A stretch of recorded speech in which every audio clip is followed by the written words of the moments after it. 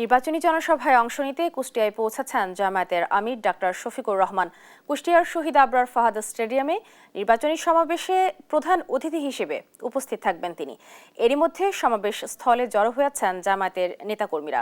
দলের আমির বার্তা নিয়ে প্রার্থীদের বিজয় করতে কাজ করার কথা জানান তারা। সমাবেশ সুশৃঙ্খল ও শান্তিপূর্ণ করতে প্রয়োজনীয় সব ব্যবস্থা নেওয়া হয়েছে। কুষ্টিয়ার সমাবেশ শেষে মেহেরপুর, চুয়াডাঙ্গা ও ঝিনাইদহে নির্বাচনী সমাবেশে যোগ দেবেন জামায়াত আমির।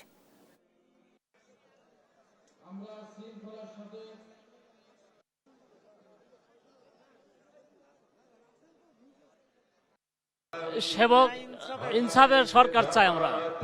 এদের যাতে কোরআনের আইন দিয়ে চলে, কোরআন সুন্নাহর আইন দিয়ে চলে, সেই হিসাবে আমরা দেখতে চাই। যে শাসন করবে, ভালো ইসলামের আইন চালাবে, কোরআনের শাসন দেবে, আমরা তাকেই দেখতে চাই।